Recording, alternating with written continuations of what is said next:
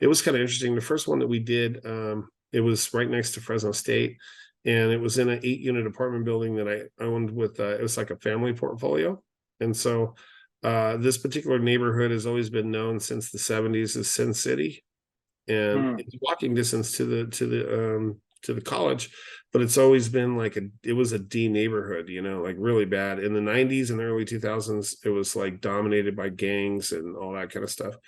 So then like we bought it because like I started noticing other big investors investing in the neighborhood. So like somebody took an REO and turned it into student housing again. Then there was like another big investor who was from LA, started buying properties, and he started buying in the neighborhood. So then after that, once I saw there was two other investors in the area, um, high tides lift all boats. So Hmm. I just jumped in and started buying in that neighborhood. But this neighborhood though was like we bought an 8-unit apartment complex, and we had it all Section 8. And then as people started moving out, I remember telling my sister, I was like, we're gonna do an Airbnb there, and she was like, oh, you're crazy, like no way, nobody's gonna want to stay there. That's Sin City.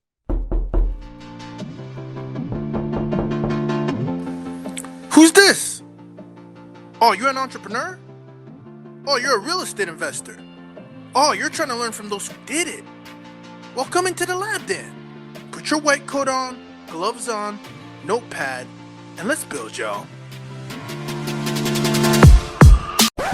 So tell me about your background. Like, is that has this always been business model? Is this like an exit strategy of yours? Like, what's Let me, the well, yeah, let me give you the second part to that real quick, and then I'll tell you kind of my background philosophy and all okay. that. So my version of it's a little different. I'm not going to charge 9.5 to 10%. What I'm going to do is I'm going to actually just increase the price of the home. So I'm Mm, going to add on. My goal is really to add $100,000 on to the purchase price, and then I'm going to turn around and try to find a buyer who can replace my down payment. yeah. So I'd like to get my 37,000 back, and then give them a home at 5.5 to 6% interest rate. Which is a So deal compared to what we're getting now, but you're yeah, getting the upside of the sale price. I was at one of my properties yesterday in Fresno, and the neighbor next door told me that they were looking at a house, but they're getting quoted 8 to 10% interest rates, and one of their friends just bought at 10. And so my theory on it is like I don't want to give them a super high interest rate. Um, what I'm looking to do with them is I want to find an affordable payment for them. Mm, My theory is if I can give them an affordable payment, and I can get most or all of my down payment back, and if I can net $1,000 in cash flow a month, we have a deal.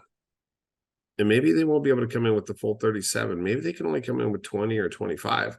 That's completely fine too. If I only have 10 or 15,000 in the deal and I make $1,000 a month in net cash flow, then I'll recover my money in 10 to 15 months. And then after that, my return is 100%. And wow. so, right? Are you do you then essentially on a wrap, do you then when I'm at the closing table, is there like almost two layers now? So it's kind of like your your I mean, I guess your second position, but you're still the note, like the note I still owe Mitch or whatever your LLC is. And Mhm. then in addition to that, then you're giving me the sub two transfer as well. That's why it's called a wrap, right? Yeah. So what's happening is I'm buying it subject to Hmm. the existing loan staying in place, which is a wrap in itself. So that's an A to B transaction between the seller being A and me, B, being the buyer. Then what Mm, I'm going to do is create a B to C transaction where I'm actually so once I buy it subject to, I'm actually the owner of the property right now. 100%. Yeah. As soon as I find a new buyer, now I'm moving into the lender position. I'm going to be the bank, and I'm going to wrap a B to C transaction. So is And that so, essentially like you're a seller in a way because you own the sub two? You're kind of almost like you become a seller financer to the. Does the C buyer then still the note holder though? As in yes, like deed in terms of the deed. oh, the deed is going to be transferred to the new buyer. Well, interesting. Yeah, Yeah. that's So the deed's going to be transferred to the new buyer. Now some people will, okay, so there's two. Now I want to break it down a little farther. Okay. So let's just say that I owe 500 grand and I sell it for 650. What I'm going to do is I'm really adding, I'm trying to get my okay, so now look at this part. Okay. Let's just say I had a um 80/20 loan. Have you ever heard of an 80/20 loan? In Is the that last enlighten me? Is that Okay. like the traditional loan to value or? No, so in the last market, we used to Mhm, have 80/20 loans, which means that the bank would give you an 80% loan for the purchase of the mhm, property, and then they would turn around and give you another 20% loan for the property. So in my version of it, what I'm going to do is I'm going to create two separate notes. I'm going to give them an 80% note of the 650 grand, and then they're gonna or they'll put their down payment down. And so let's say my first sub two loan is 509. I'm probably going to make that loan 550, and then I'm going to create a second trust deed or a second loan for $100,000. yeah. And there'll be a down payment on there too. So maybe the second is, let's say they put 25 grand down.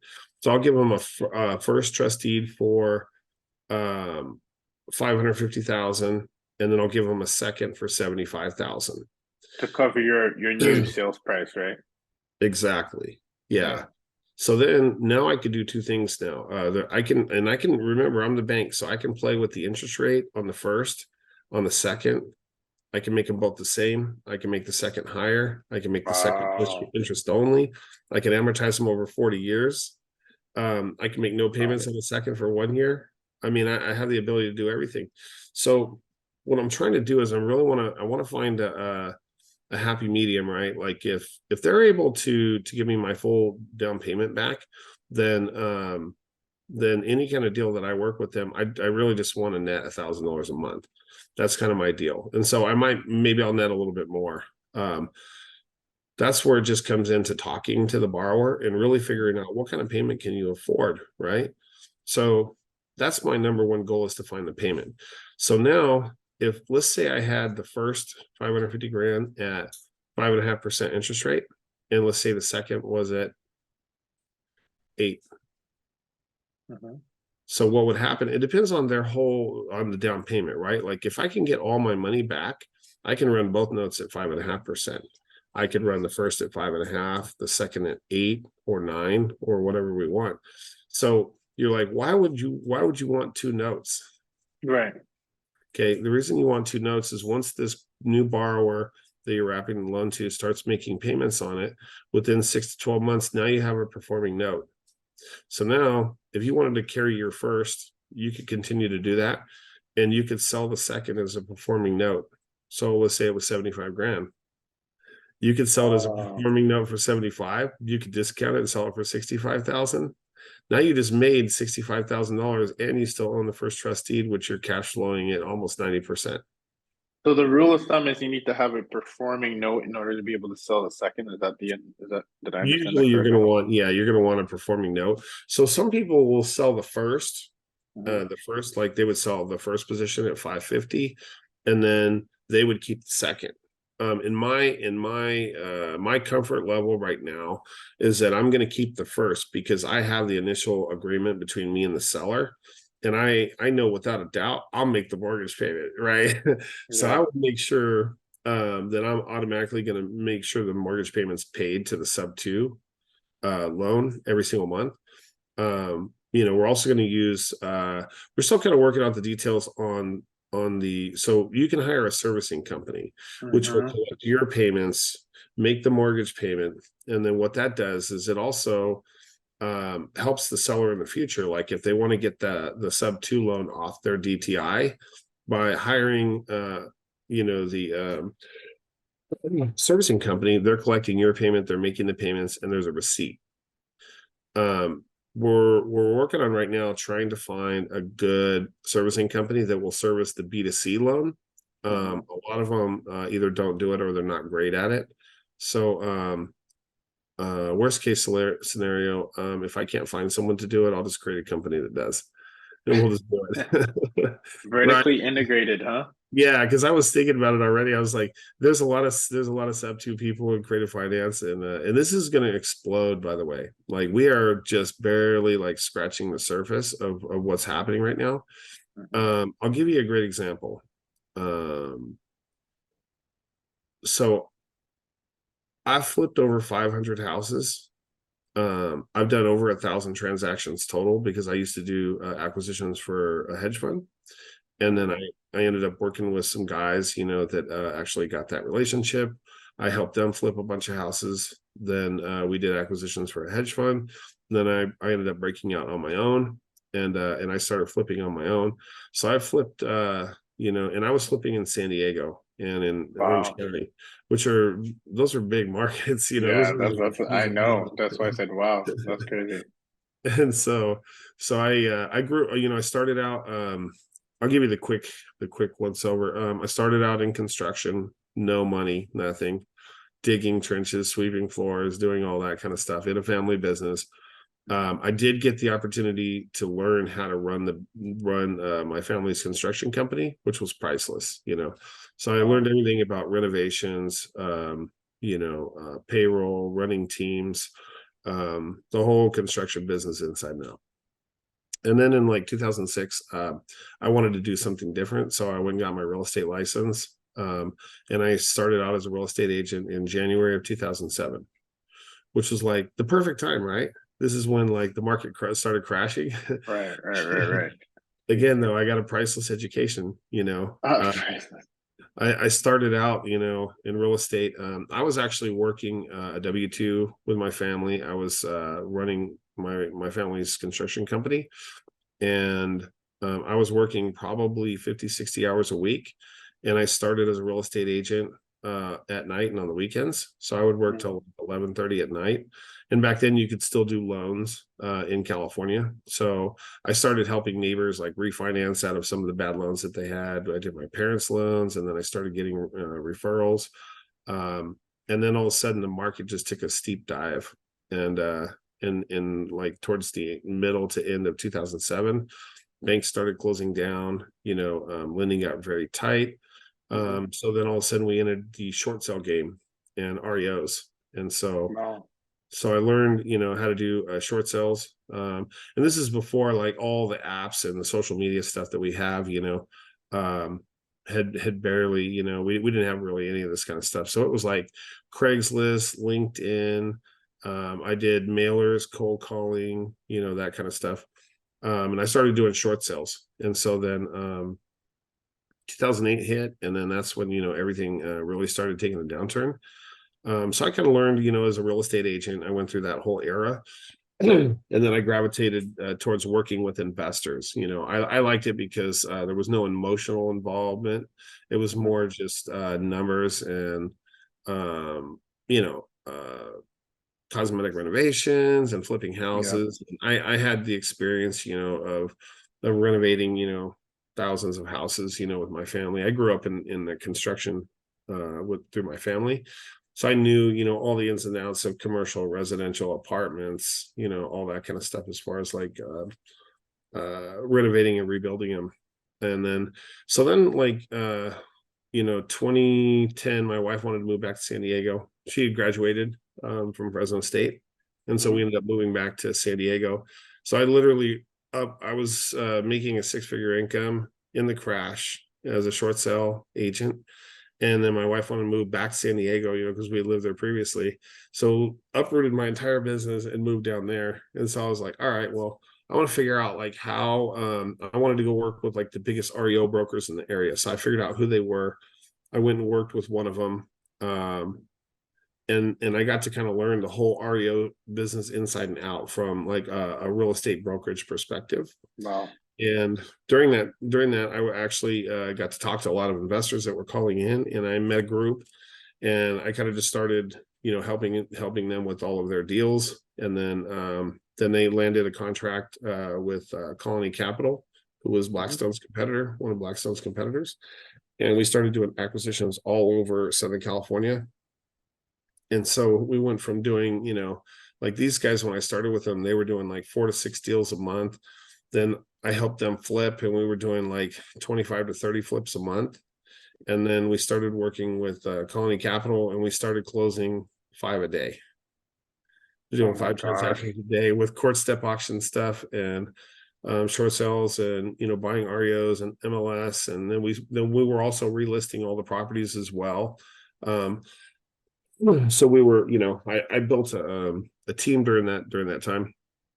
And then finally I got to a point where they were kind of growing too fast, and I went and decided to go off on my own, and then started flipping, in Southern California, pretty much all over like San Diego, Riverside, South Orange County, which was like San Clemente, Laguna Niguel areas, which are expensive, like areas like entry level housing starts at $1 million there. So I did everything, in San Diego, starting at like $300,000 houses to $2.5 million homes. And got to a point where I was, it was kind of like a rat race. There was like, because you're constantly buying, you're using hard money lenders, you're raising capital, and then it's like, as soon as you finish, like you got to repeat, immediately. And so then I kind of decided I wanted to do something more monthly cash flow based. I wanted more tax advantages. So then 2015, 16, I jumped in and bought my first 4-unit apartment building in Northern California.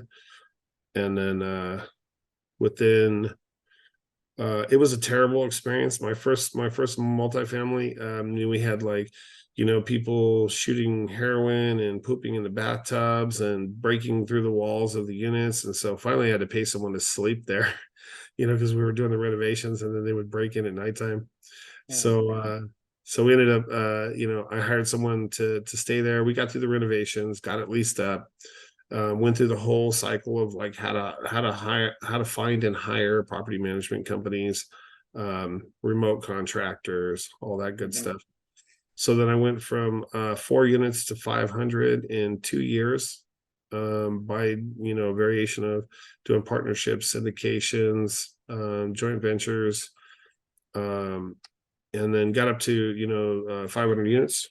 And then COVID, of course, like hit us, and I started that's kind of where I started jumping into short-term rentals. So I went from January, or what was it? No, I had a couple of Airbnbs like in 2019 that were doing pretty good. And so we hired like a third-party company, and it didn't work out that well. They just weren't very responsive. So then I had my nephew jump in, and he started renting, I think 3 or 4 at that time that we had. And then we had bought some more properties and started converting those. And so he was managing them. And COVID hit. And so I think it was like July. Oh, it was 4th of July weekend of 2020.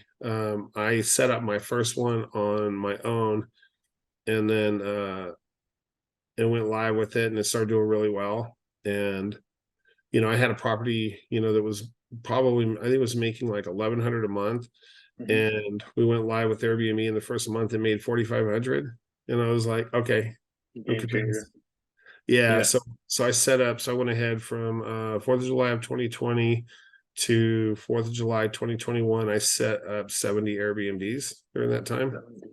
Out of your existing portfolio, or these new ones? No, actually, yeah, I was kind of doing a little. So what I did is I started converting some of my own, and then I just started calling property management companies and doing rental arbitrage also. Wow. At the same time. So yeah, the proof of concept, right? Yeah, I kind of had the proof of concept. Mine, the beginning ones that I did were like apartments. I had like it was kind of interesting. The first one that we did, it was right next to Fresno State, and it was in an 8-unit apartment building that I owned with, it was like a family portfolio. And so this particular neighborhood has always been known since the 70s as Sin City, and it's walking distance to the college, but it's always been like it was a D neighborhood, like really bad. In the 90s and the early 2000s, it was like dominated by gangs and all that kind of stuff. So then like we bought it because like I started noticing other big investors investing in the neighborhood. So like somebody took an REO and turned it into student housing again.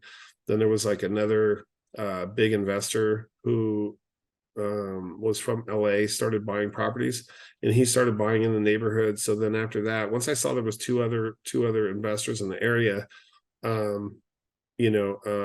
tides lift all boats. So I just jumped in and started buying in that neighborhood. But this neighborhood though was like we bought an 8-unit apartment complex, and we had it all Section 8.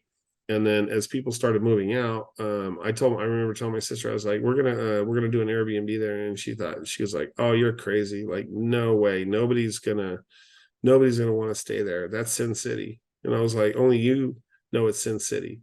Because is that you're thinking of it like hyper local, right? Like, the area, the neighborhood, whatever. But there's been a lot of changes over there. There's a lot of, renovations and, gentrifications happening.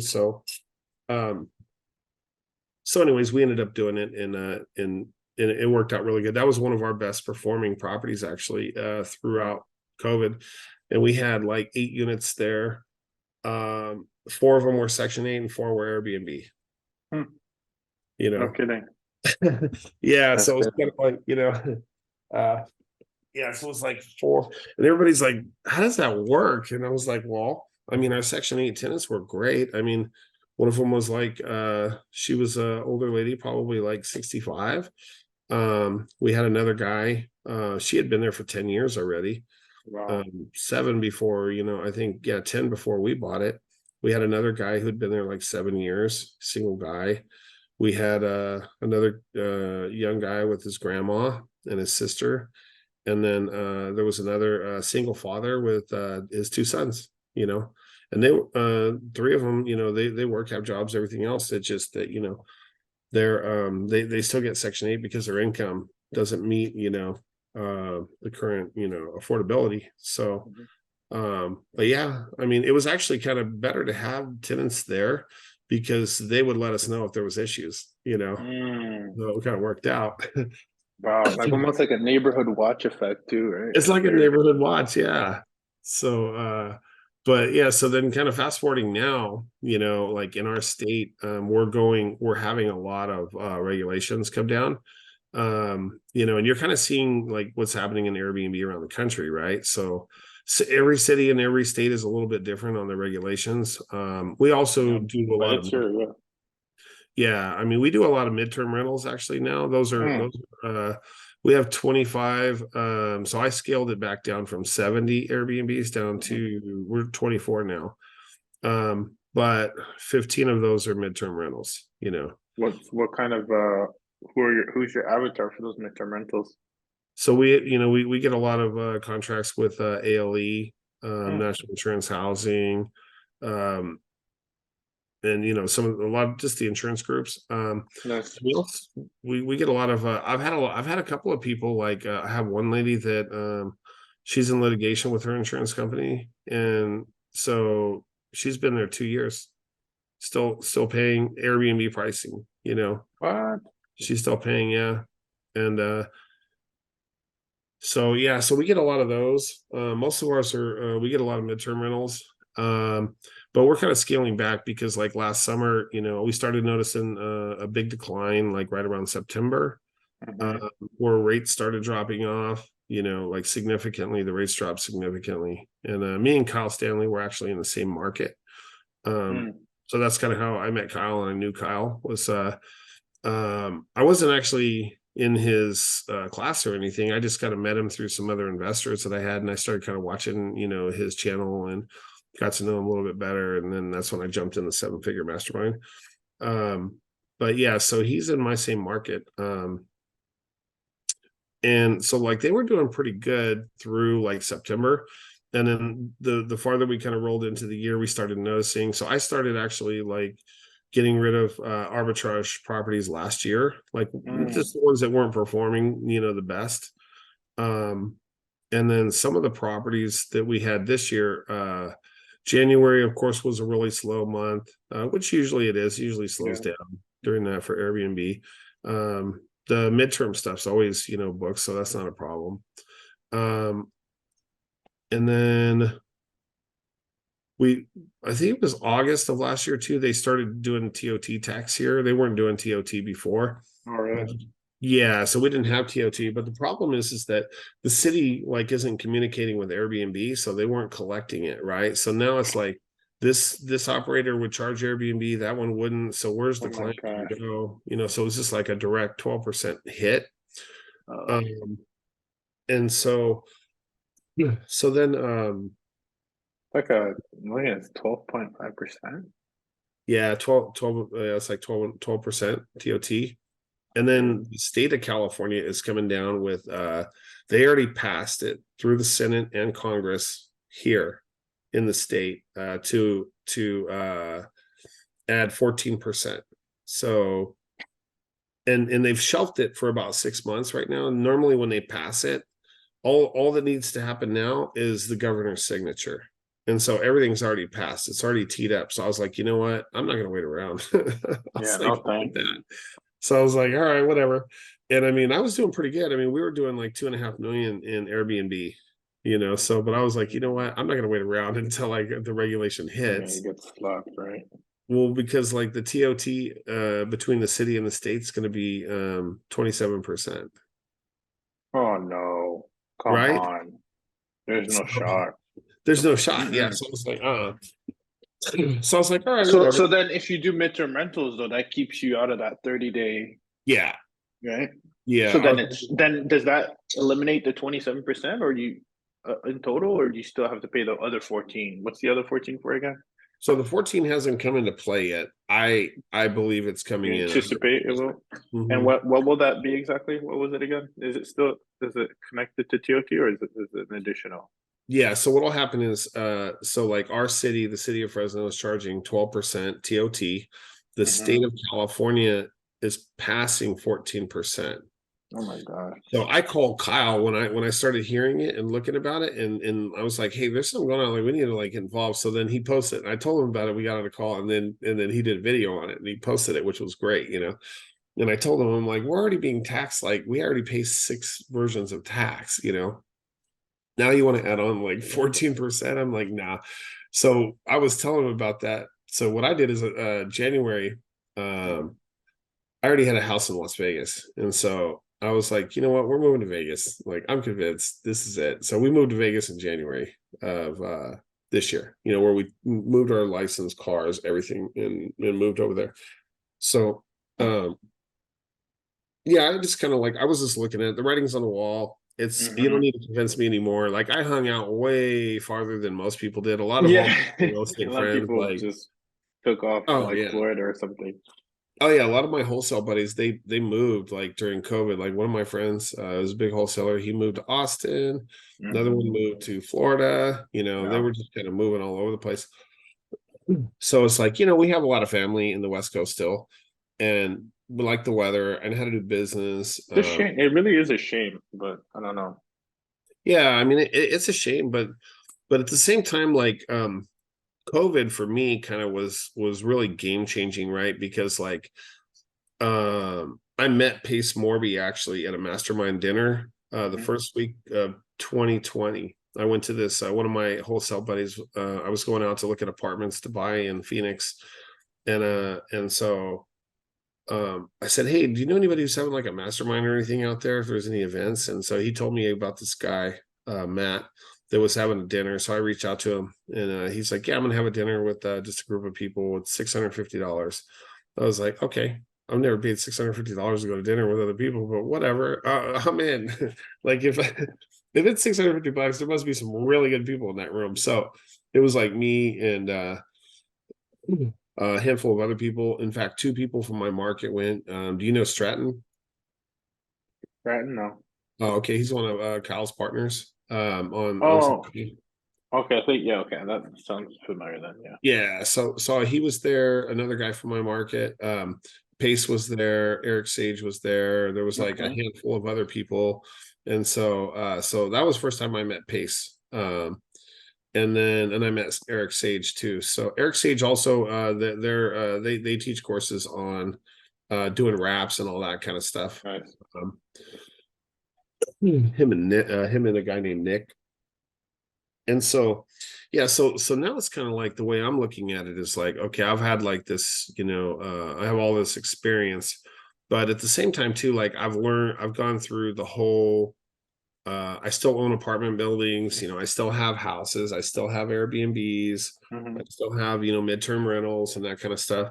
So I'm not stopping any of those revenue streams. What I'm doing now is I'm also in sub two. I've actually been in sub two since 20, I think the end of 2020 or 2021. Oh, nice.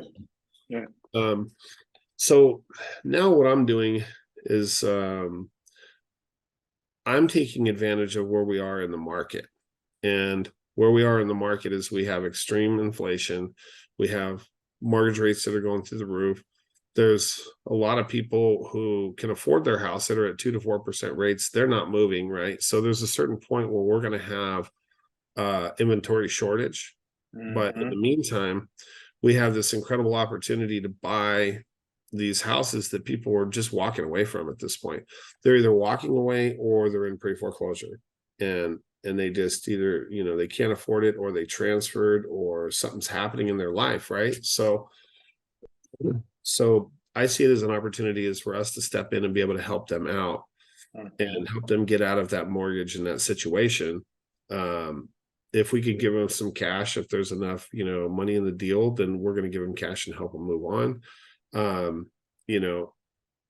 What I've kind of done too is like I've been networking with a lot of different people throughout sub two around the country. And so what I did is I started reaching out to like 20 to 30 new sub two students a week. And I just kind of share my experience, like I just shared with you, like this is what I've done. This is, kind of my experience. What business model and strategy are you focused on? Maybe there's something I can do that would help shave 5-10 years off your learning curve, Yeah. or maybe we could do deals together, right? Or something, So I've been kind of building up a network of people in there. And then I actually am building my own team right now with virtual assistants.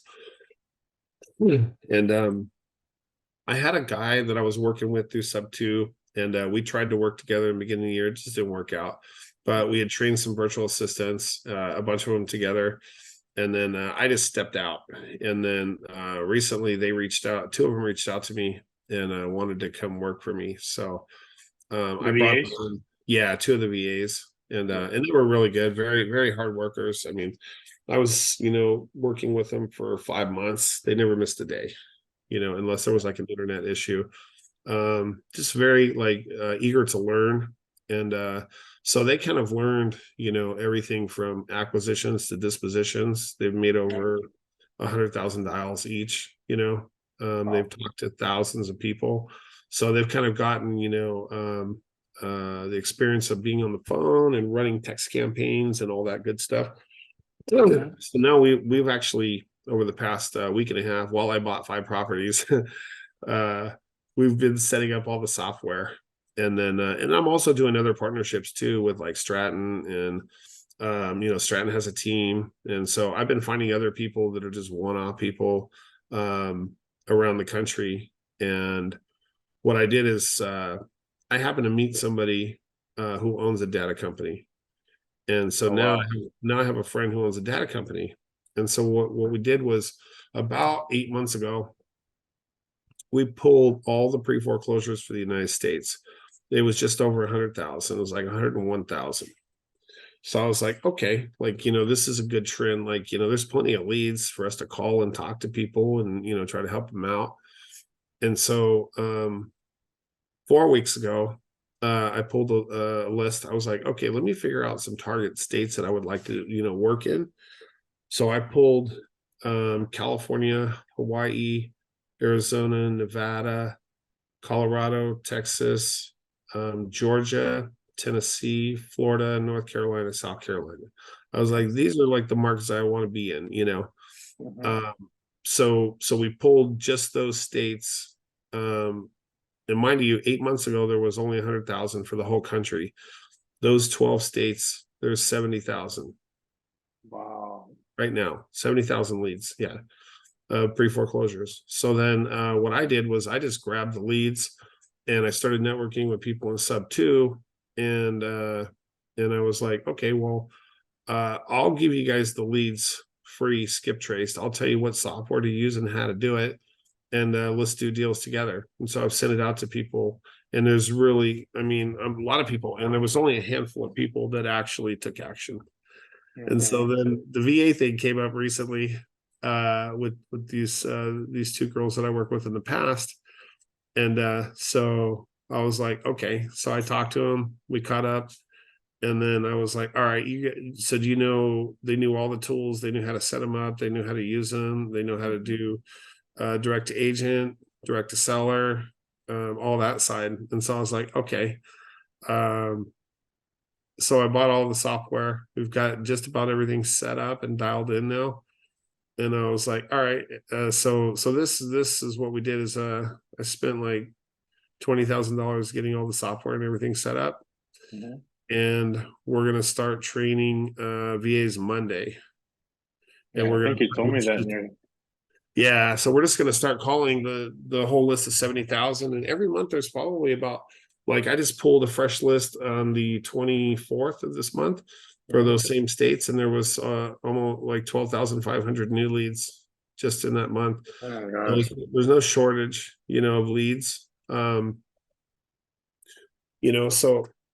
I just the way I see it is we're gonna build a machine, really quick. Within the next 3 to 4 weeks, we'll have, within 2 weeks, we'll have 2 full-time callers dialing, making 400 to 600 calls a day. And I didn't go cheap on the tools either. The tools that I bought were premium tools. I mean, they're like really good tools. And so part of it is too, is like, we're going to buy, so we're going to end up, working the leads. I'm still going to joint venture and do deals with everybody in the community, and still help them out. Because I'm really looking for partnerships, right? At the end of the day. What's a good partnership for you when you define that? Is it one that's like, hey, I got a bunch of reps, can you take them off my hands? Or what does that look like? Or can we actually go in this together? Like, what does a partnership look like for you, Mitch? Well, so part of what I'm doing is the same thing. I'd love to hear about your business now and see like what you're doing, what you're looking for, what direction you're focusing in, and then that way I can give you a better answer on that. Yeah, sure. So I'll tell you exactly what we're doing. Let me share this with you so you have an idea of. I'll share my screen. So I'll tell you my connection with the 7-figure mastermind. So Rachel Gainsborough? Yeah, I've seen her in there before. I think I've talked to her once before. Yeah, she's super. So basically, my background is the way I'm connected with everyone in that group is we specialize in midterm rentals insurance, right? Okay. Can you see the temporary housing screen? This one? Oh yeah. Okay, great. So basically, Rachel, we're so super connected. So most people who know me in that room is because I have an agency that used to do not necessarily used to, because we have less people. We're trying to do less. We're trying to more focus on the real estate side. But the agency focused on real estate content, real estate investors, like what Kyle does, all those reels and snippets. We do that, right? So we launched podcasts, Michael Sjogren, short-term rental secrets. That's we used to launch that and help them take it in-house, etc. So my world has always been just have a podcast itself. My agency edits that, creates it, etc. So I got a lot of really cool relationships from that. But at the same time, I was always an investor, and we were in the short-term rentals first. And then with Rachel, she was a client of mine. We interviewed each other. Then we'd always help each other out. Like when we started getting into the midterm rental space, she'd be like, show me her numbers, etc. I'm like, this is kind of crazy. Like you're really getting like $20,000 or $15,000 a month on like, and the mortgages in Georgia are like, we're talking about like 1,800 a month, 1,900, 2,200, right? Yeah. So then she, we had a good relationship. I was always giving her like marketing advice. I'm like, hey, this is what you need to do in your webinars and stuff like that, branding and all that stuff. Then she was hosting a midterm rental workshop and I attended it, and then I paid for it. It was like something like 2K. And she's like, "Oh my God, Ruben, thank you for your support." I'm like, "What do you mean? Like, I want to learn. Like, this is insane what you're doing." So then I learned, and I just kind of ran away with it. Like, first contract I got was 8 grand a month. Then I just started we repurposed all of our short-term rentals into mid-term rental insurance contracts because I understood like kind of like the niche in the marketplace of if we were just focused on these guys, then we would just, again, very similar to you, the Ailey Solutions, all those guys, and become the go-to in Georgia. We can literally have increased occupancy almost guaranteed because my background in digital marketing. So it's like build a huge list, a database of all these companies, reach out to them constantly on what's available, and we're 100% occupied, right? Okay. So then Rachel took me as like her star student. She's like, "Oh my God, Ruben took it a whole nother level." I joined like Jesse Vasquez Mastermind. I learned a bunch of things and I put them all together and I gained traction pretty quickly with it. And then she's like, "Hey, Ruben, let's do the midterm mental workshop together." So we started coaching. And now, the network was kind of born where we're like, okay, I used to text Rachel and I used to be like, "Hey, do you have anything? I just got a company that reached out to me. I'm 100% occupied. Do you have anything?" And she used to be like, "No, I don't, blah, blah." Or, "Yes, I do." We used to do that together. I'm like, what if we created like an organized place for all of Yeah. us to just share these leads together? And so then we created this thing, right? So what you saw here was these are our properties. Again, 4-bedroom homes or 5 bedrooms. That's our niche. 2 entrances, brick style homes. It literally is our go-to, right? This is what we do. I'm a licensed realtor here as well, so I usually represent myself in the acquisitions. We built a team here. My wife is operations, and then we have a cleaning team, handyman, all that stuff. So you know the deal. Yeah. And then Mark Simpson did this, right? Boostly, so we're connected that way too. He's the he used to be one of our clients. Actually, we work together with agency and stuff like that. So kind of like digital marketing world / midterm rental. That's my thing. So we build a list. We're emailing them. We're constantly occupied. And then we're like, well, what if we created a network where we created like, where we connected with like homeowners and these companies, right? These insurance companies, right? What would it look like if we had like a place that they could just go and search by state, right? Mhm. And we just made homeowners, right, aware of what we're trying to build, where your property is going to be featured here. We're going to send a bunch of relocation specialists here as their go-to because they go to, Furnish Finder, they go to, some of them can go on Airbnb, corporate housing by owner, Zillow rental manager. And like, well, we want you to be on the top of our list when you're searching to relocate because our homeowners understand the value. You don't need to teach them. The properties are fully furnished. They understand the need in the marketplace. So that's how we recently just launched this. We have about like 48 members. The goal is to get to 10,000, and just build basically the furnished finder of insurance. Right. That's the goal. So that's right. So that's Rachel and I. Right. Rachel is just very seasoned, into space, and I'm an experimenter, right? I'm constantly learning and educating myself and looking for partnerships. Now I'll tell you a little bit about our portfolio. Mainly, this is owned by us. We sometimes will co-host. We've done a few of those, and then I have my partners who are in the digital marketing space. They have a lot of money, and they're like, "Ruben, we see what you're doing. Let's do this." And we just recently bought one together, and they're like, "Ruben, we want more before the end of the year." And I'm like, "Okay, great. Well, I'm on this. The interest rates are high now, but as a proof of concept, I always put my head first. I just closed on a sub 2 deal. This deal right here, gold. I usually don't buy 3 bedrooms because I just told you that. But this deal literally came. It was through Ziana McIntyre. I don't know if you know the author of 30 Day Stay. Oh, Okay, so she came on my podcast. We fostered a relationship. I'm a super connector, just like you too. She came to Ruben with what you're doing in the midterm rental space. I think this deal will be perfect for you. Got this deal, 18K down. Furniture, you see all this? uh-huh. Negotiated in, all in. It came Love with, it. usually that's our furnishing budget, right? Then, to make things even sweeter, Mitch, there's an Airbnb guest there that while we were under contract, extended until February, which means we literally just changed, we changed the payout account to my account. So we have someone in there already staying there when we bought it, already furnished, and now we're getting the Airbnb payout there until February. So then I'm like, hold on, this is crazy. The deal on this was almost 360K. We put down technically 10, we put 18K, 7K went to the to Ziana who found the deal, right? And then we have a 5-year balloon for 100K for the seller to get their equity out, but that's on 0% interest.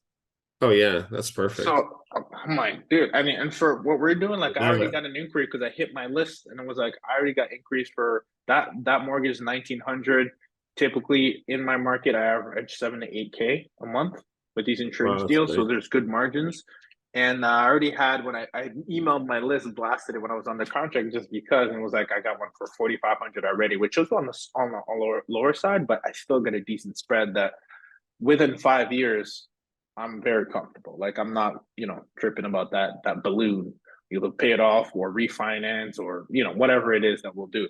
So now I'm like, okay, I actually just recorded an episode about this. I'm like, I think there's a huge opportunity similar to what you just said, where what if I could have a pipeline of all these sub-2 deals, right? And then when I push them, because we have the network, I understand where the data is. For right now, my market is Georgia. That's our main focus for our portfolio. Will we expand at some point? Most likely. But right now, we have the entire infrastructure in Georgia. So I want to buy Georgia, right? Essentially, right now, the goal is, right now, we're in the West, on the East, on the North. I don't have anything in the South. That's where Rachel is typically. So if there was anything like Peachtree City or Fayetteville, I would text her, but I'd like to get something there. Love Smyrna, just bought one in Smyrna, Decatur, Marietta. I know exactly what I'm buying. I know the market like this. I'm licensed, I have the data. I know it. So if you send me something right away, I could tell you, yep, I want in or I don't. So that's how. So now I'm like, well, very similar to what you said. It's crazy that you say you're part of sub 2, because I'm like, I have this gal from sub 2 that I made a connection with. She had sent me a deal, but it was literally right next door. I try to separate out a little bit in Atlanta because, if I get a lead, an inquiry, I want to be able to send them to a specific area where I don't necessarily want to be on the same block. I want to be in multiple zip codes in Atlanta. So right now, I'm again, when you said that, I was like, no kidding, this is crazy timing. Stars are aligning. How can we work together? Whether it's you're gonna assign me a fee, and now I understand how you work. So whether we do a wrap, I'm happy to do that if the numbers make sense. I myself, and it's funny because my partners used me on a last deal. We did a vacation rental loan. They're entrepreneurs. They use the money. They use me through the loan. But I'm gonna run out at some point, right? And so we do strategic creative financing. We want to do it. I have an employment record as well. I'm an entrepreneur, so whatever makes you feel comfortable. I have my business partners. We have our own LLC. Then we have my LLC with my wife and I, where we buy. So, if we foster the relationship, whatever makes sense for you, when you're doing the wrap, we're ready. And we want to buy, because the thing is with us, and this is what actually hit home for me, Mitch. When I was speaking to someone in sub 2, and she's like, these numbers don't make sense for me. And I'm like, well, how are you running your numbers? She was running them as long-term rentals. And I'm like, well, obviously as an LTR, that can make sense. For me, that's a goal. Because I'm getting a 4 or 5X. I'm like, send me that deal all day long. And so I realized that her trash is my treasure. And so I'm like, well, how many other people are facing the exact same situation? Because my average is literally 7 to 8K a month in Georgia, right? With insurance. And my exit strategy is short-term rentals. We run a hybrid. So I'm not looking at a long-term. So I'm very comfortable taking on whatever number doesn't make sense to you, the traditional sub 2 person who's looking for that 1-to-1 LTR. Maybe I'm good. Send them to me. I'll take them.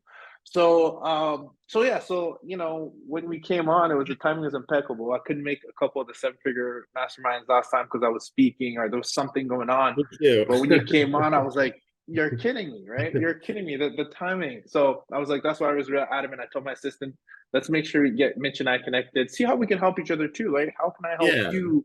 Maybe there's some deals that you're looking at here for yourself that I can help with, right? Because I have the team, the infrastructure. I'm happy, right? You came from a mastermind. We'll take care of each other. But I'm so excited, that we connected. I want to see how we can work together, right?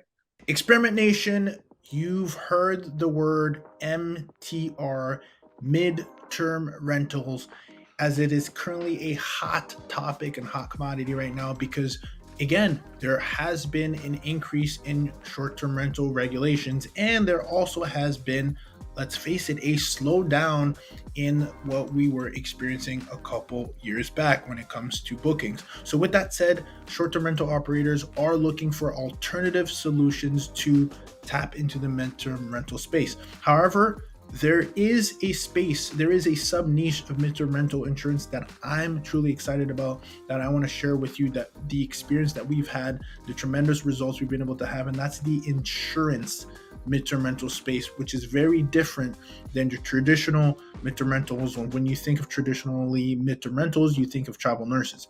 There is a space, midterm rental insurance space, that we've tapped in, where you need to be well connected with insurance and relocation specialists and companies and understand the right type of asset required for you to be able to help these families. What's really important that stands out the most, which you can get in what I'm about to offer you, is the understanding where to be found by these insurance companies, how to properly manage your calendar so that your listings are optimized so that they can find you, how to actually gain traction and build a relationship with these relocation insurance companies.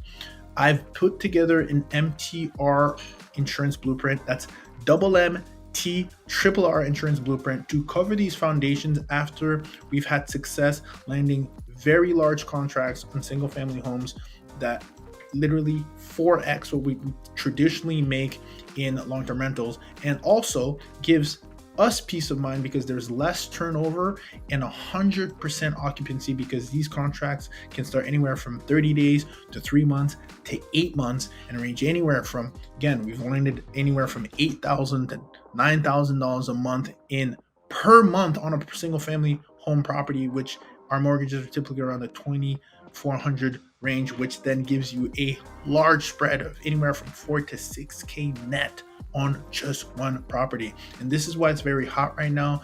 But people who haven't been in the lab with individuals like myself, like Jesse Vasquez and Dr. Rachel Gainsborough and Noble Crawford, don't have the foundations and don't know exactly where to start. And therefore, this is why I'm giving you guys a blueprint, the MTRR insurance blueprint. Go to the website, experimentrealestate.com, and get yourself a blueprint to completely change, or at least have a plan B if you're a short-term rental operator looking to maximize your occupancy and profitability. We'll see you on the other side.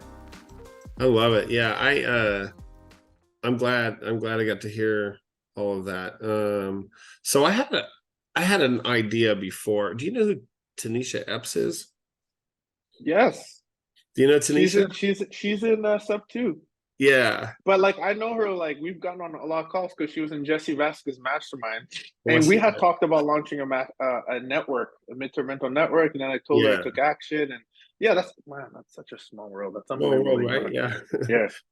So she was working in insurance before. I met her through Sub 2 also, and I kind of helped her like with some pointers. And I shared a strategy with her, and I've always had this strategy. I'll share a couple things. And I'll tell you what you tell me what you think about them. So one of them that was because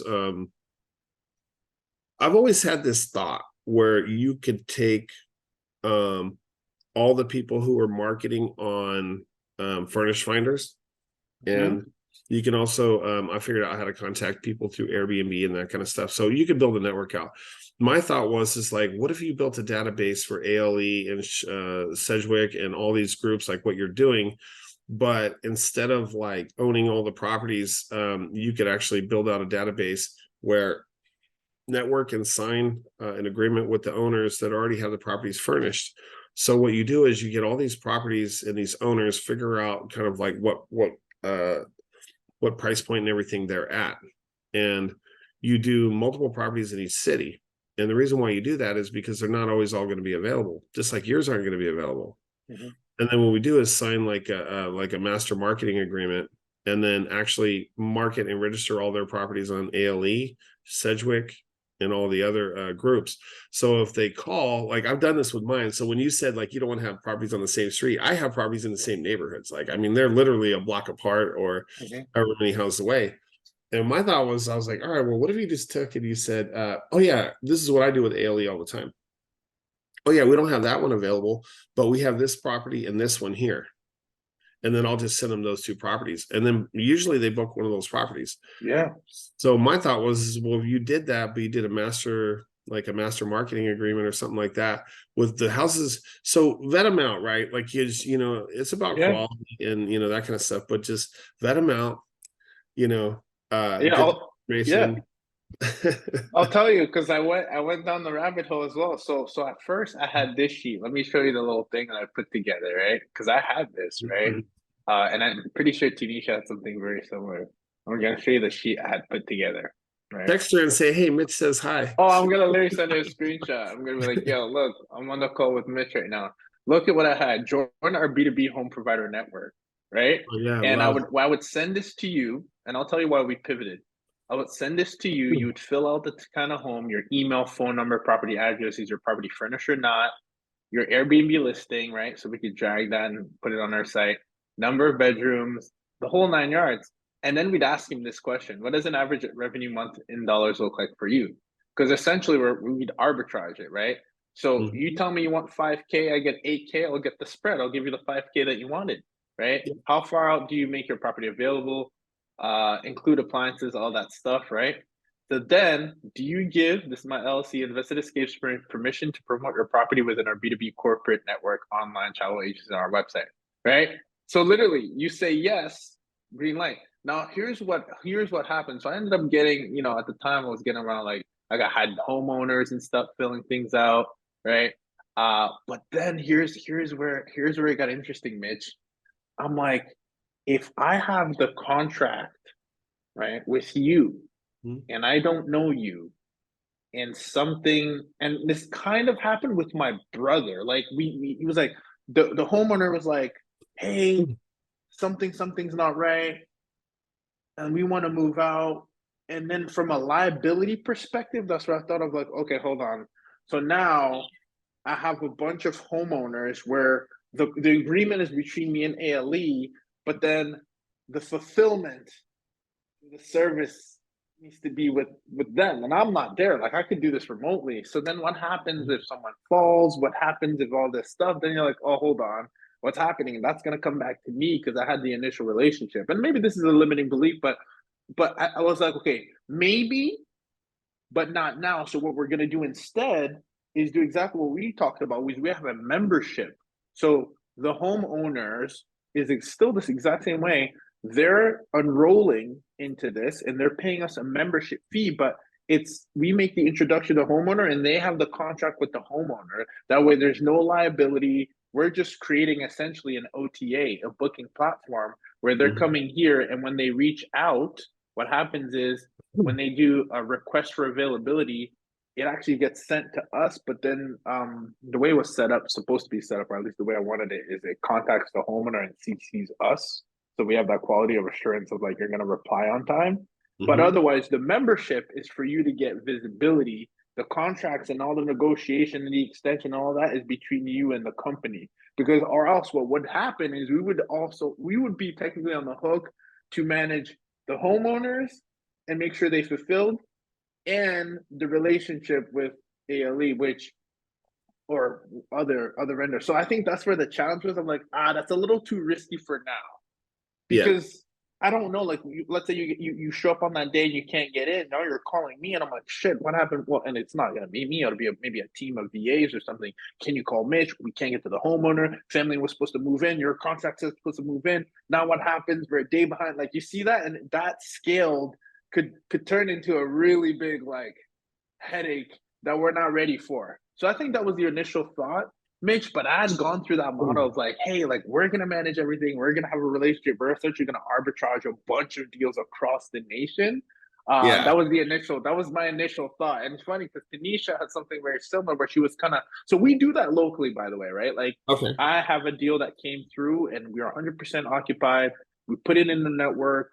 No one's biting it, but I have, like, a realtor that I know she has, like, in Kennesaw. She has a bunch of properties. She's always flipping, making them available. So if it's like a 6-month contract, I'm happy to, like, do an arbitrage deal because the margins are gonna be crazy, and it's, like, worth it. It's worth it for us, right? But I'm with you, man. Like, I'm totally with you. It was just like, what point do we do that? That's why we went with the membership model. And honestly, if you do a membership model, then you become an OTA. You become the furnished finder, right? Because they're charging like people like $99, and we're doing like 297 because we're also adding an education component to these homeowners. So Yeah. yeah, I don't know. It's good though. I think there's a huge opportunity there. But most importantly too, for our portfolio, it's for me, I think right now, sub two to midterm rental insurance. Ah man, I mean, I don't in this economy, I mean, or even as a long-term strategy of creative financing, I think is gold. And then the MTR insurance network is kind of like the icing on the cake as we foster these relationships and we're 100% occupied and our portfolio is full. Like we need to share the wealth here, right? And share the relationship, which I'm doing in my mastermind group. Like people will come and I'll be like, oh, we have like a log of like where everybody is. We'll send our mastermind students leads. So Yeah, yeah. that's a good idea. I mean, well, that's kind of the way I look at it too, is like the way I see it is I have, this experience, on my journey. And Mhm. so, I just share it with everybody and then they can like jump in and be like, oh, wow. Well, what about this? And then I ask them, same thing that's why I wanted to hear your story too. Cause then I'm like, okay, now I know how we can work together. Right. Yeah. And so like, I'll tell you a couple of things that we're working on right now. So we have, um, the access to data that we have is pretty incredible. So like we're able to pull all the pre-foreclosures. We're able to pull like in the team that I have and that what we're building out right now is that I mean like we could literally like go in and just start target marketing like those specific areas. And then the other thing that we have access to is that we can actually pull a list of all the recorded trust deed private money lenders in your entire area. Skip Wow. trace them. How powerful would that be? Yeah. Well, it's funny because of one of the things I was going to ask you too is like that 37K. I Yeah. mean, I know you're super seasoned. Do you are you leveraging private money? Are you leveraging some of your line of credits? Are you leveraging your own cash? Like, how are you coming up with that? I'm just curious. On the ones I'm doing right now, I Mhm. sold an apartment complex, so I have a big 1031 exchange. Oh, So nice. kind of what I'm doing in this, I'm going to do this with a bunch, or I'm going to kind of model these out a bunch of different ways. But so that particular way, what I'm doing is I 1031 exchange into it. I definitely would love to leverage your knowledge on the digital marketing part, and I'll Mhm. kind of pick your brain on that here in a second. Because we want to be able to market out those properties. As soon as I sell it on a wrap, I'm going to 1031 exchange back into another one and just rinse and repeat as many times as possible. Okay. The model that I shared with you after buying 100 properties, not only will I have $1,000 a month in net cash flow, I'll have somewhere between 10 and $15 million in notes. Wow. That's pretty powerful. So I can keep those, sell them, trade them, exchange them. Oh, that's what I was going to ask you. So, I said the selling part. So, when you said you have to have a performing note, or at least from what I understood, and I wasn't too clear on that, that's like a best practice. Is when you say that you have to have a performing note to sell it, are you saying that if you have the second note tied to an existing performing note? But again, this is up your alley, Yeah. so I'm not as Oh familiar. yeah. How does that work? Okay, so two things. Like when we write out the loan agreement with the new wrap buyer, Hmm. it's going to state in there that whether they have to make the first and the second loan payments on time. If they don't, Hmm. if either one defaults, we have the right to foreclose and take the property back. Same, the second can do the same thing too. The second can foreclose and take it back. Part of it is though is like the way I'm seeing it is I want to create similar to what you're doing with the OTA, right? I actually am going to create I want to create a like a safe predictable environment for the private note investors.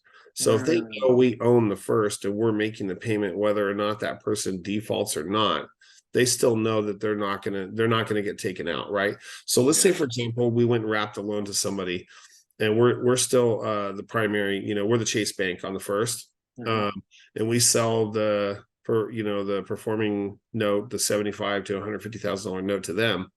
Um, what'll happen is they're going to know that we're in first You're position. good for it. Yeah. Okay. Yeah, Got it. so You they're have not the going to just relationship. they're not going to get blown out, if something happens. Where if I sold the first to somebody, they could just like foreclose on them and then blow them out.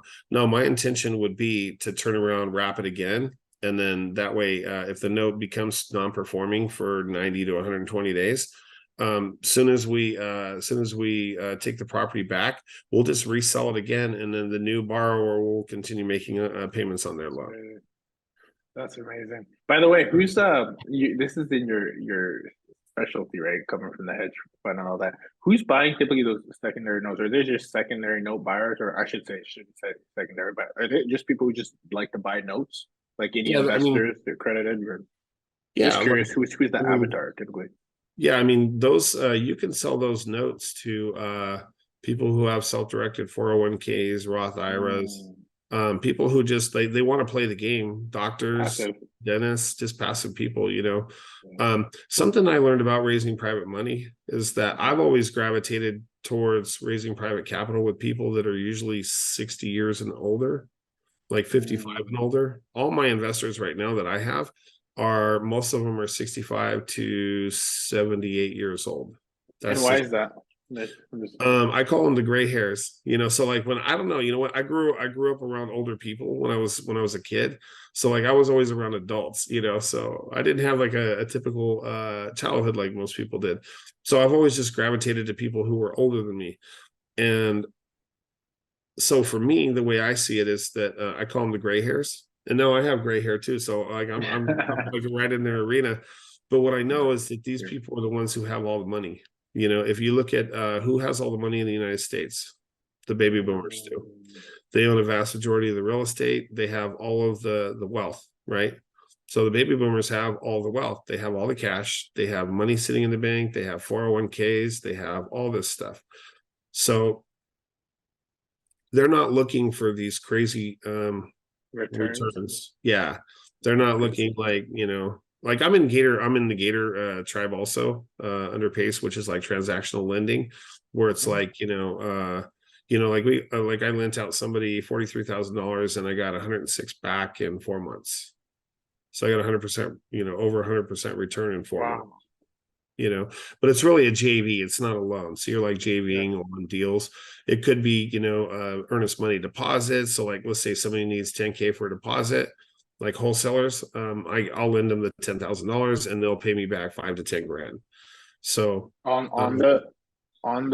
top, like, like 50, so we get back 15. Yeah. So if I lend them 10, I'll get back 15 to 20. When? Usually within 30 days. Wow. So they're willing to, because it's for wholesalers. So they just need so like wholesalers who don't have money, or maybe they're in between so many deals. So let's say they had a wholesale deal they were going to make, $30,000 on, to give up 10. I mean, they're making 100% return essentially. They're going to make 20,000. Maybe it's $5 grand. Some of them, like some of the ones that I'm getting or I'm looking at right now, I haven't jumped into one, but it's people who are buying businesses and they need the initial deposit to get into the deal and kind of look at it and get through it.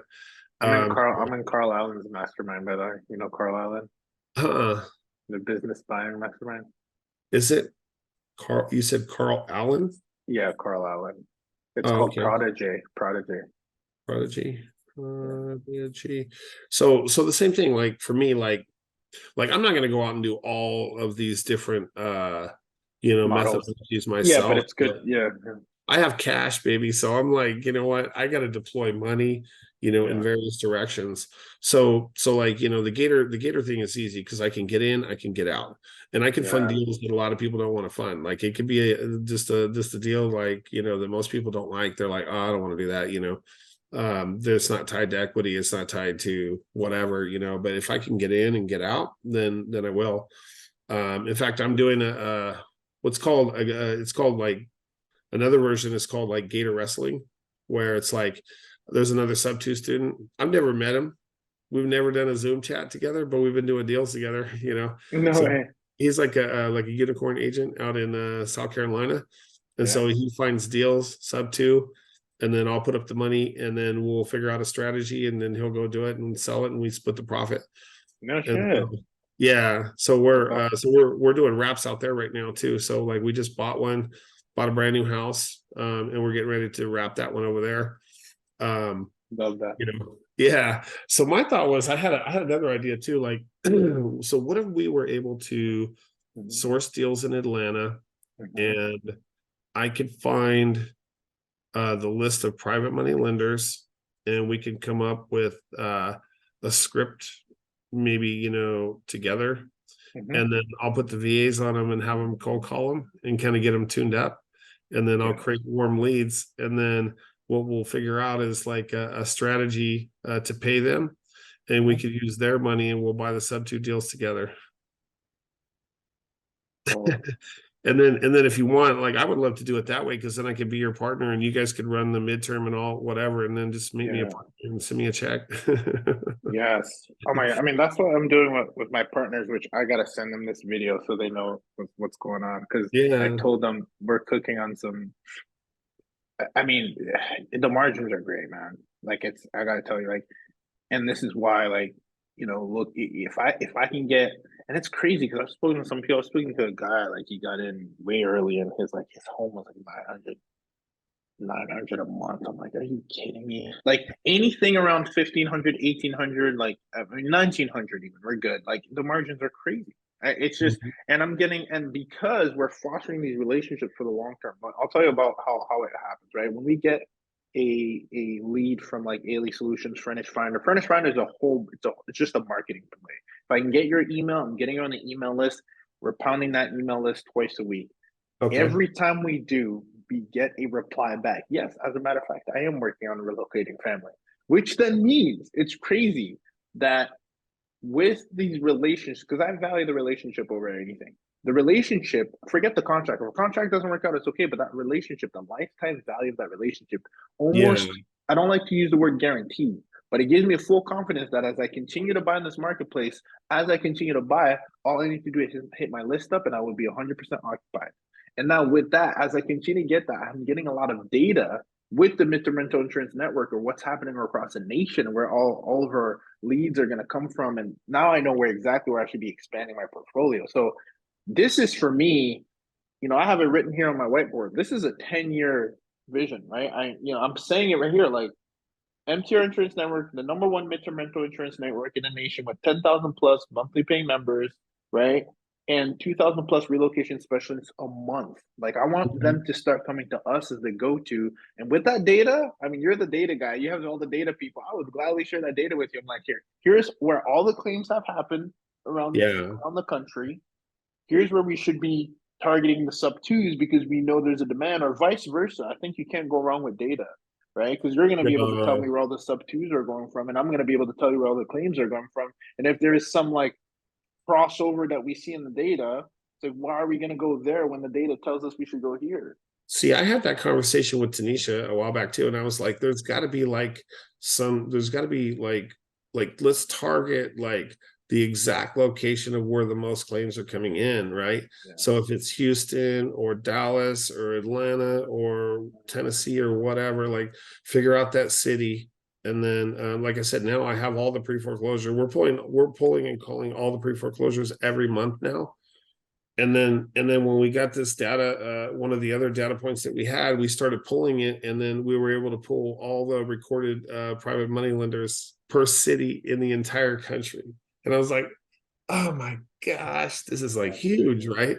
So I was like, all right. So I mean, all it is really is just coming, putting a basic script together. Like if you, like you, Rachel, whoever else, like ask everybody, hey, give me your script of what you're talking about, or like your conversation when you approach a private money lender, and then what we can do is like detail it out. And then what we'll do is we'll just we'll pick out all the areas that you want to initially target, and then we'll hit all of those. Like, we'll call the whole city realistically, but the ones when we start getting them, live, like we're gonna get a sub two deal. Then what we'll do is we'll put them in, and then we'll figure out, oh, okay, can we fund this with a private money lender that maybe we could get, let's say it's a 40K entry fee. Okay, can we find the $40,000? What does that investor want monthly? I mean, if Mhm. you take the numbers of what you were talking about, let's just say if the mortgage was 2,500, let's say if it was 40,000, because what happens is people are behind and they're behind on the payments. Sometimes there might be a realtor involved, so we got to, pay the realtor, catch up the payments, cover the escrow, uh, Mhm. that kind of stuff. So, and a smart way to do it, this is kind of what I learned too about flipping houses and stuff, is like, if it's $40,000, whatever we think it is, like, let's figure out what the budget is and then add 25% on top of that Mhm. for reserves, right? To cover the Yeah. mortgage payments, all that stuff, just in case it needs to be painted, you got to get carpet or whatever it might be. So let's just say it was like the initial, you said 18,000, but let's just say it was like $40,000, to cover everything and have some mortgage reserves. So, like, could we find somebody to lend us at 10%? That's $333 a month to buy a house. Let's go, By the right? way, how long do you do that 40? How long do you do that note for with the private money lender typically? Because I know you've worked with a lot. I haven't.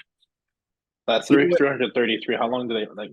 What I gets mean, them out of it's bed? it's totally up to them. So the way, Uh-huh. okay, so there's a way to. Here's how it works with hard money lenders. Um, when we build an initial relationship with them, most of them are probably going to want 12 months, usually in it ranges. It could be anywhere from 2 points and 10% is kind of like where I'm usually at like 2 points and 8 to 12%, we'll say on average is where the Mhm. investors are. So let's just call it 14% to be safe. Mhm.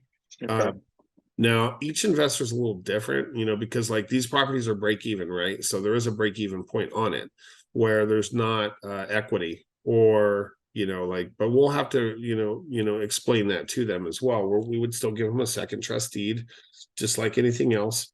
Um, but yeah, I would probably say we could probably find people between 10 to 15% interest. Mhm.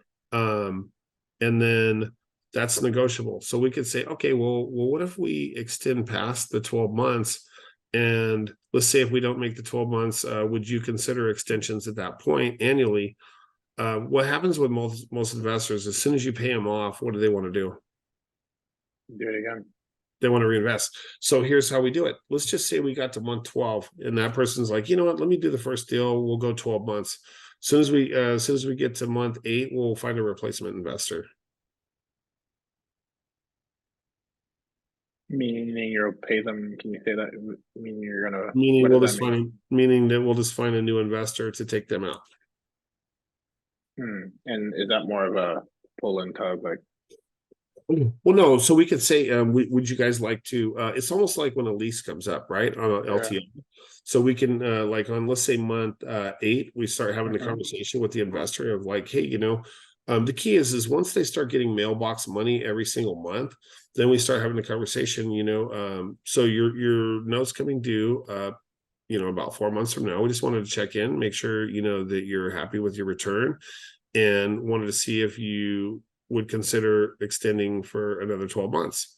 So then we can kind of start to get that idea on month 8, right? So then Mm. once we get through that, they're like, oh yeah, I think I want to do it, or oh no, I need the money. We got a tuition or whatever coming up. So then we already know in advance, oh, okay, we need to go find another investor to replace that or pay them off, one of the two, right? And the other side of it too, though, is it could be this. It could be the first year. Maybe we just leave the cash flow in the deal. And like you said, if the numbers were, let's call it 7 grand or whatever, um, then we just leave the cash flow in the deal, and then just at the end of the year, we have the cash from the MTR to pay them Mm. off. Okay. And now, so here's the trick to it. Okay, so let's say we borrowed the down payment, we borrowed, cosmetic renovation basics, right? Furniture, staging, setup, whatever that total number is, and maybe like 2 months of mortgage reserves just to be safe. Mhm. I say 3 always just to be safe, because maybe it might take a little time, to get it rented. And then once it starts producing, let's say the mortgage was 2,500 and it makes 7,000 a month. There's a pretty good, amount of cash right there. So let's just call after utilities and everything, there's 3,500 a month. So then, just save up to 3,500 a month times 12, that's $42,000. Now what we could do is, if we're sharpening our pencil, we'll almost own it free and clear at that point, which means that the house, we got into it 100% financed. The renovations were 100% financed, and the furniture and the setup is all 100% financed. And then we'll pay back the lender. And now every single month we're going to make like $5,000 a month. Yeah, no, it's crazy. That's why I genuinely believe it's the sub two creative, because the thing is, when I was watching some Face's stuff, like the only thing that I didn't do that he, for lack of better words, didn't meet the full wheelhouse was the 18K came out of my pocket, but that doesn't have to be the case. If I would have baked that into an already cash flowing asset, but at the time I was like, this is the part of my business that I needed to build these relationships and fine tune. And obviously, I'm in it for the long run. So I know, like, this conversation that we're having, that's kind of what I want to do. That 18K could have been easily, but again, I would have to look at too. Like, do I want to pay the 2 points and 8 to 12? Maybe if it's 333 a month. Yeah, maybe, right? There's nothing like opportunity cost and like not having to leverage your own money. So yeah, I think that's the next phase for us for sure. Well, and what we could do too is like I said, we could take all of the private money lenders from the entire state of Georgia. We could do just Atlanta or wherever you want. We could do Atlanta first, or we could just call everybody in the entire state. And then what we do is kind of put together like a digital marketing piece where it shows like track record, markets that we're working in, what type of experience, that we all have, and then set up a Zoom call and start and then just do a free Zoom and invite them in and kind of let them know exactly what we're doing and what we're working on. And like, I'm willing to bet, I'm going to pull the stats today. You tell me, you email me what cities, zip codes, in areas, and then what we'll do is like this next week I'll start pulling all the stats, and I'm going to pull all the private money lenders also from there.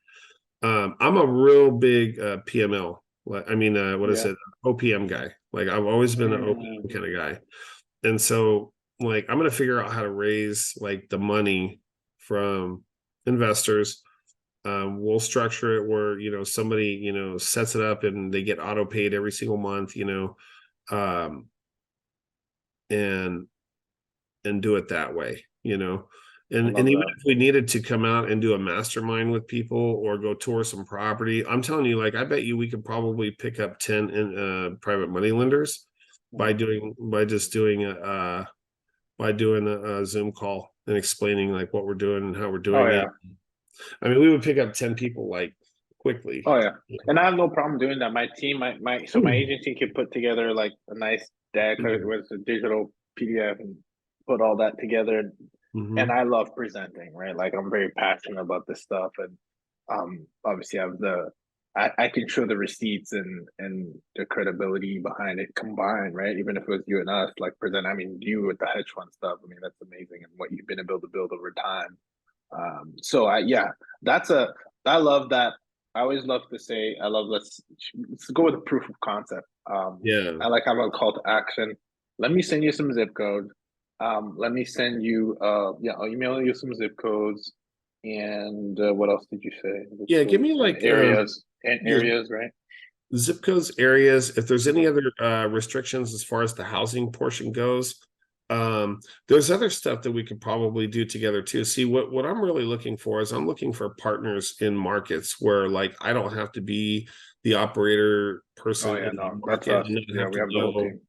That whole thing. So here's something else that I learned too. Okay, so like during COVID, and my wife used to want me to go get a test before I'd come home. She's in San Diego, I'm in Fresno. I'd come up here, I'm like, oh, okay, no problem. So I just go on my phone and I was like, all right, same day COVID tests. Boom. It would pull it up in Google. There would be like this group, that group, this one. There was like 5 of them on there, right? What I figured out very quickly was they were all owned by the same person. Wow. Yeah. So he had 2 locations, but they had like 10 different marketing pieces right there that were on there. So I was like, okay, well, with ALE, it's probably similar, right? So it's like if you have one company name set up here, and then let's just say that you had other properties in that area, what you do is just set up another company name or register it in someone else's name, because they're probably going to limit the amount of properties that they're going to give each person, group, whatever, right? So my theory on it was like, all right, well, why don't you just register another company with somebody else's name, put it under your wife's name or something like that, or someone else's, another business associate. And so now you're actually going to get more, more properties from them. That's crazy. Mm-hmm. And That's so really interesting.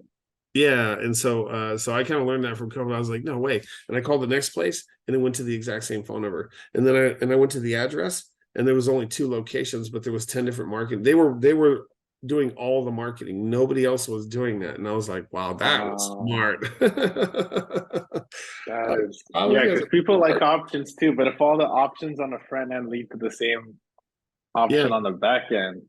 Well, it was funny because I clicked on their website and they had a different website, but they all had the same address. I was looking at, well, where is that one located? Wait a minute, what? And I went to the next one. I was like, wait a minute, that's the same address. It was a different web page. That's some ninja marketing right there. Yeah, so it was like a different web page, totally different web page, different name, but it was the same address.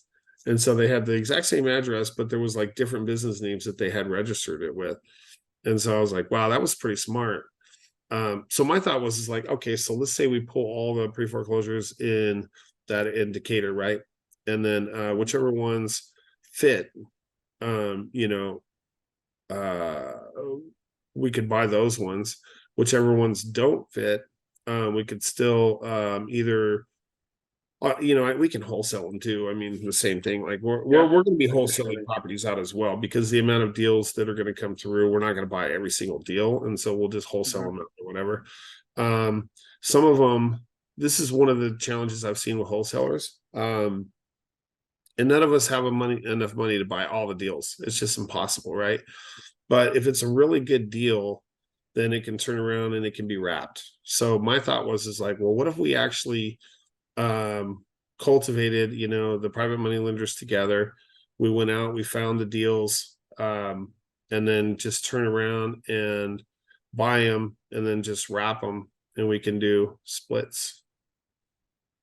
Because the market, the areas, like you're an expert in your zone, and that's how I was thinking. And then and then what we'd do is just fund them 100% with private money lenders, and then just turn around, do digital marketing, and then remarket them, pay the private money lender back, and then we'd have $50,000 to $100,000 notes plus make $1,000 a month net cash flow and split it. I mean, that's genius. I mean, the whole rap thing to me that you just introduced me today is just. So think about it. I need digital marketing for sure, because that's just not my avenue. It's not my. Well, the thing is, people hit me up all the time, like the way that, hey, I see you're getting, because you can follow me on social as well. I'm constantly sharing our deals. And my whole thing is, like, I work with my partner Ashley, and she's the one who's boots on the ground. Like, people come to me, I'm like, I come in as the analysis part. If anyone wants to buy through us, but like we have the team, we are boots on the ground. So now you're bringing to me a whole nother avenue I didn't even consider. The whole wrapping thing is genius, and there's a whole packaged product that you could offer the marketplace for that once you kind of mastered our proof of concept in that market. But yeah, 100%. I and this is how this is my brand: experiment, fail, or repeat. Like, first, I want to do the POC, proof of concept, and then it's sharing it, right? And that's what we're doing right now. This was my first sub-2 deal, right? And I was like, this is crazy with the midterm rental insurance model that we know. So I think doing that and then sharing that wealth of knowledge with others, and then giving them an opportunity, because you're 100% seller financing is 0. Okay, what would it look like if we had those wrapped and we're just packaging it to them?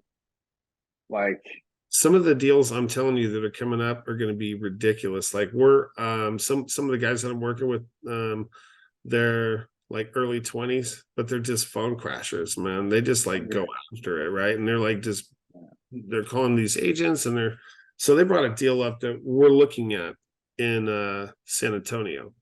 And they're brand new houses. They've never been lived in. A developer built like 20 something houses, and he needs to get rid of 11 of them. And so he was asking 425. He had was willing to do sell them at 500,000 with 0% interest for 10 years, and he wanted like 50 grand down, and then they wanted like another How much? still 50 grand down. Yeah, 0%. 0% interest. Yeah. Come on. So the guy Oh he was trying to sell one, right? And so I was like, okay, well, what if we buy? I said, he really wants to sell them in packages of 3. And I said, well, how many does he want to sell? He said 11. And I was like, okay. And I said, one of them, like somebody's lived in it for like a year, but the tenant still wants to stay and pay or whatever. And I was like, oh, okay, what are they paying? 2,500. I said, okay, I think our PITI is like 2,100, something like that. So, it would make $300 or whatever.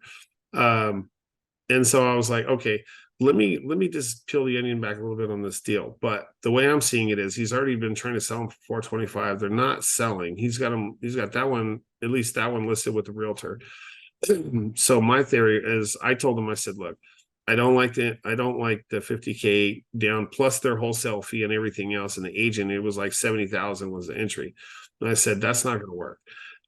So let me think about it. But my deal is that I'm going to go back with them, and I'm going to tell them, look, we'll do 450, 0% interest, no balloon payment, or if the balloon's in 20, so we have 20 years to like figure it out. We'll give you 25,000 down, and then we'll also, give the agent, maybe we'll do a discounted, if they buy all 3 or however he wants to do it, and then we'll do, pay the wholesalers also. So try to get the whole entry fee total out the door to like 35 or 40 grand down, 0% interest rate, brand new houses, brand new. And buy all 11 of them. And what's crazy, because if you foster, the relationship with like, this is my goal, right? Like locally with like an additional living insurance, that they have, like, say those homes are brand new, and there is like a family there that needs to relocate for 6 to 8 months. Do you know how they that company, there's a furnished housing company that like literally you can buy the room, like you can furnish an entire house for like your spread could be like 800 a month, or not spread, your fee overhead for that furniture. I'm talking about utensils, washer, dryer, everything. They use Court. Have you heard of Court? I've heard of Quartz before. Yeah. Yeah. In fact, it was funny. I had texted Tanisha and asked her, hey, because I had these houses coming up, and I was thinking, like, have you ever rented anything to ALE with no furniture in it before? Because like the house I bought in Colorado Springs is brand new. I mean, it's brand new. It's 1 year old. And so I was like, instead of buying the furniture and everything, I wonder if they would prefer just to furnish it themselves with Court. Because I've had ALE tell me that we can furnish the houses too. Or so I don't know like what they prefer. Do they prefer it furnished? Well, or... you can charge a premium. See, if it's empty, it's not going to be as much as a premium.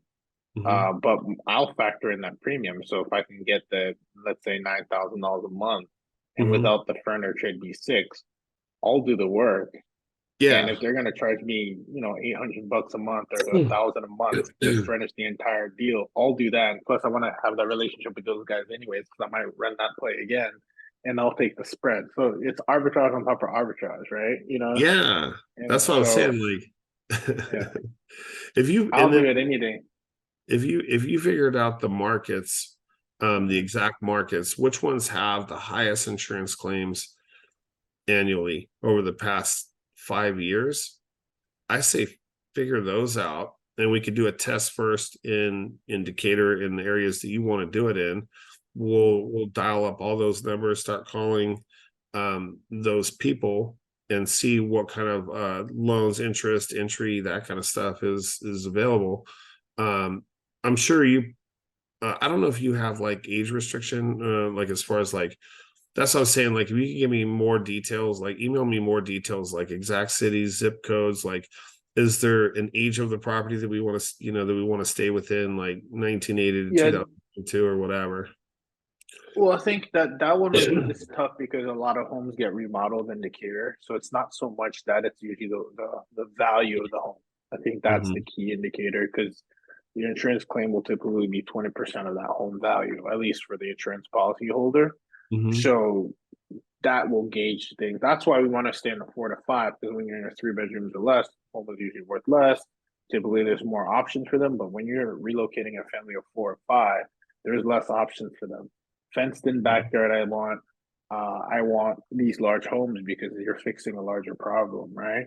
Yeah. And then specifically too, like when you think of what I've done too, is I go in zip codes that are nearby zip codes that are expensive. So, for example, in Smyrna, I bought a property there for 480, which was typically on the high side because we're really usually around 350. I can get a 5 bedroom easily for 350. That home was a 480. It was a 4.4, but on that road, there's a $800,000 home, $1 million home, which means when that family, if they were to get displaced, their their relocation budget is a very large because it's based on the value of the home, which then means now I'm strategically placing myself in between or around zip codes that are expensive because when those families are displaced, they're going to need to stay close to the local schools, etc. But they're going to have a premium available to them to pay us. So those are some of the things that I look at as far as being strategic. But yeah, I'll send you that list. This was I can't tell you how much I appreciate this conversation, man, and getting to know each other Yeah, and absolutely. having so much synergy. This is great, man. Let's do this. I want to let's see how we can help one of the. Let's see how we can even go together on one of these things. But let's start with the proof of concept. So I'll send you zip codes, areas, criteria, what I'm looking for, and I always say like start with one.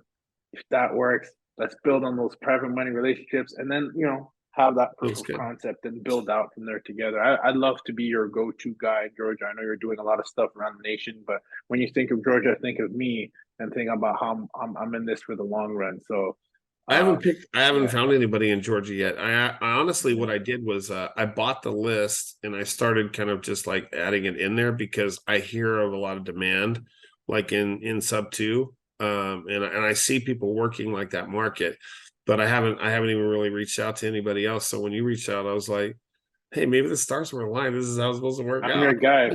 Say less. I'm your guy in Georgia. I'm gonna dominate Love it. Georgia, and then we can talk about expanding. I like to kind of have deep roots first, but yeah. And if I can be a resource in any way here in Georgia, you just call me anytime. Be like, hey, Ruben, I'm thinking about this or that, or is this because this is my market. And yeah, so I'm looking forward to it, man. I'll send you something, and then I'll get the ball rolling. By the way, if you have any help, if you need any help with VAs as far as let me preface by saying this. I have a lot of experience working with VAs. My agency is Okay. all in the Philippines, all outsourced, never met them, but they've operations people, all that. So if I could be actually interviewed the CEO of onlinejobs.ph, I had a great episode. I'll send it to you. Very insightful. So from a systems, I build teams for a living. So if I can be of any help or you're coming across some as you're looking to scale, let me be on your line too because I'd love to provide any insight or best practices I can offer.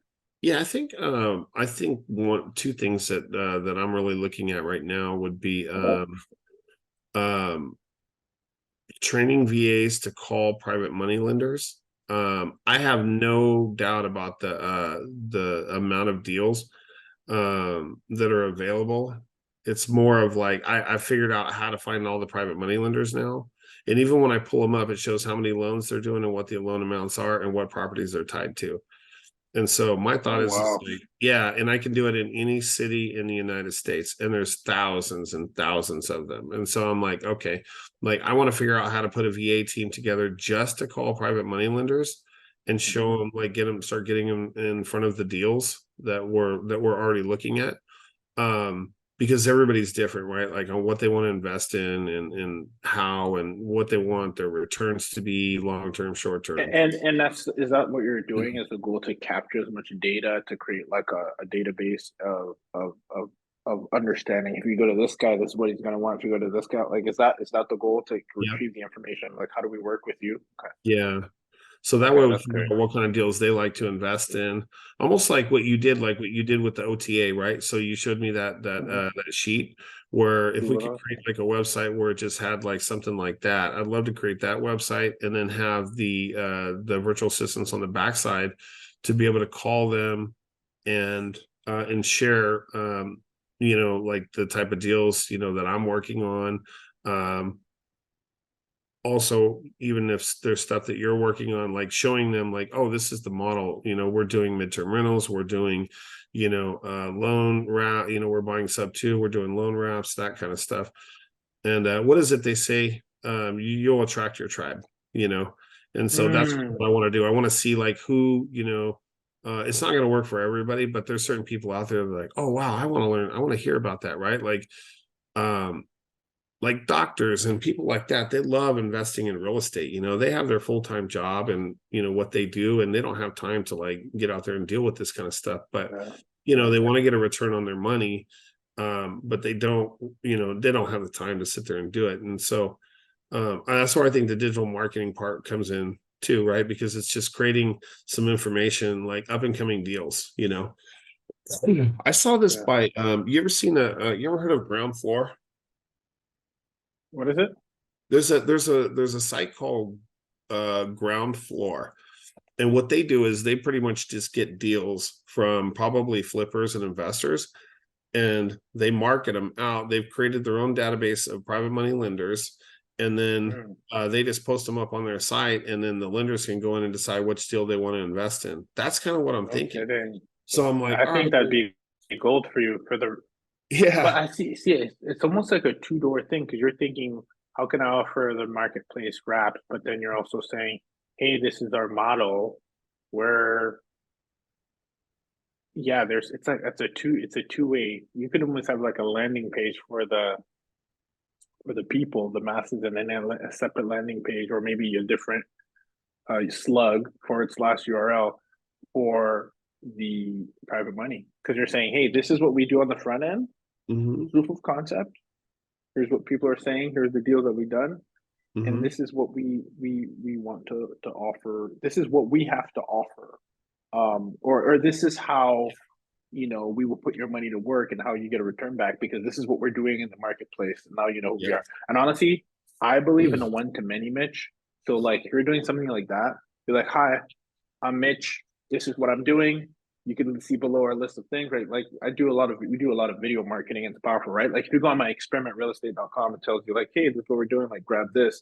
And I would, oh man, yeah, that's exciting. I'm excited for what you can create. And if I can help, I would love to. And I think there's an opportunity for us to work together. That's really cool. But yeah, if we could set a separate call for that, if you're thinking Ruben, how do I get this message across as simple as a landing page, video, then even a PDF, one sheeter, this is who I am, this is what I'm doing, and this is what I've done. It's easy because people relate on social too, or hey, I'm Mitch, this is who I am. Hey, I'm Ruben Kanya, this is a midterm rental strategy. This is our average monthly rate. And this is literally what we average net, and we're looking for partners to help us scale. We have the money to use, right? We have a proof of concept, but we're also in the business of leveraging to see more information. I think even if you had that to point them towards, it's a no-brainer. I'm okay, these guys are showing me the numbers. This is their portfolio. They're serious. This is who they know. This is who they've done business with. To me, it's a no-brainer when you position the branding the right way. Yeah, that's what I was thinking. And if you want, maybe when you send the email over to, send me your website and some of your stuff. I'd love to check it out. That'd be great. For sure, man. This is good, man. Let's keep it up. Let's not lose any momentum. Let's keep the communication line open. And I'm looking forward to seeing what your team can put as you kind of establish yourself in Georgia. But yeah, if one thing in this conversation, just when you hear Atlanta, when you hear Georgia, just call me for anything. I will. I'd love to see how we can work together, brother. Sounds good. It was great, man. Experiment Nation, podcasting has changed the way we operate as real estate investors ourselves, and it can do the same for you. Podcasting has been the source of the masterclasses that we get thanks to the world-class real estate investors and practitioners and specialists that come into the lab from all realms, from short-term rentals to mid-term rentals to real estate syndications to even software as a service. Owners, founders, entrepreneurs have helped enrich our experiments by giving us the education, helping us build a network, and lastly, and most importantly, a brand association to open up multiple doors for our respective businesses. If you understand the power that podcasting can have and you know that you need one for your brand, please, you can rely on our team. InvestedTalent.com is my team and the team that helps this podcast, the Real Estate Experiment, become the fruition each and every single week to educate my community, build relationships on the air, and continue to build our brand. If you know that you need to do the same for your brand and you haven't pulled the trigger yet, maybe because you don't know how, our company, InvestedTalent.com, does the end-to-end from the time that you record, from the time that it is published, to even repurposing content on multiple social media platforms. That's what my team can do for you. Simply go to InvestedTalent.com and book a discovery call to see how my team can help you launch your podcast.